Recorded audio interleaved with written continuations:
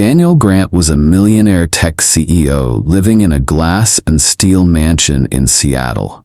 For the past 8 months, his maid, Elena Cruz, had done her job quietly and professionally. But lately, she'd been leaving early and sending large sums of money abroad. Daniel began to suspect something wasn't right. One evening, as she left with heavy grocery bags, Daniel asked, "What's in those?" "Just food," Elena replied. "I heard you on the phone. You said you need more money." "I already told you. My mom is sick," she said, holding her ground. Still suspicious, Daniel followed her that night, believing he'd catch her doing something shady. Instead, he found her at a rundown community center, standing in front of a group of elderly immigrants, teaching them English. Later, she served them food, from the very bags he had questioned. Daniel was stunned. Everything he thought he knew about Elena shattered. That night, Daniel sat in his office watching videos from the community center's website. Elena wasn't just helping out, she was the heart of the place. She taught classes, led food drives, and organized events, all unpaid. The money she wired home? Or her mother's treatment in Honduras? The missing time? Spent volunteering. Ashamed of his suspicions, Daniel made a quiet donation. $50,000 under a false name. Enough to keep the center open for months. The next morning, Elena burst into the kitchen glowing. "Someone donated 50 grand, she said. "The center is saved."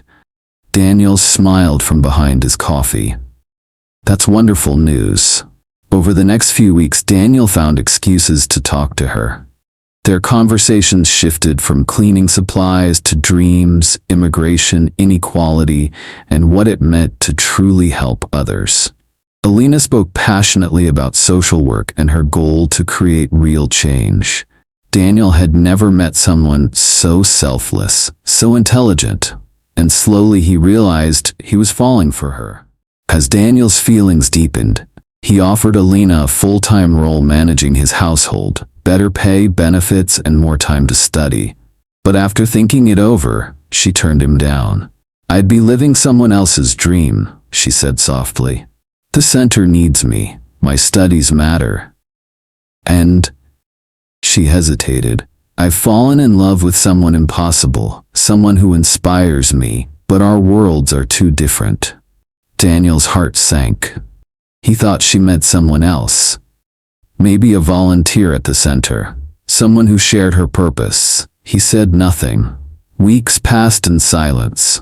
Then, one day, Elena handed him her resignation. She'd been accepted into a social work program. Her dream was finally coming true, and she needed to move on. Daniel congratulated her and offered a generous bonus to support her transition.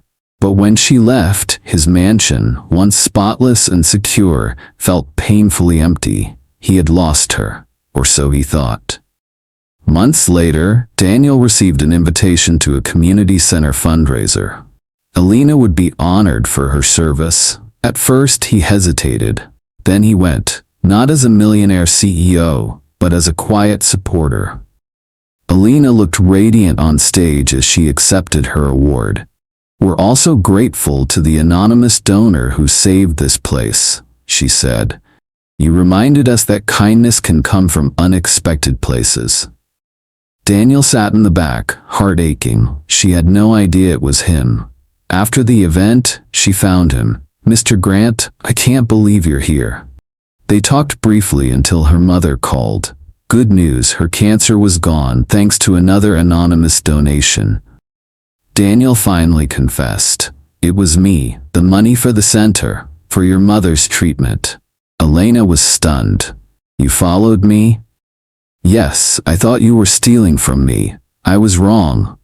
Hurt and overwhelmed, she stepped back. "You decided everything for me without even asking." But when Daniel told her the truth, that he hadn't done it out of pity, but because he had fallen in love with her, everything changed. "You don't understand," Elena whispered. "You're the one I was talking about, the impossible person." That night, Elena and Daniel stood in the quiet community center. Not as boss and employee, but as two people finally honest with themselves. "I want to build a life with you," Daniel said. "Not as charity, as equals, partners." Tears in her eyes, Elena smiled.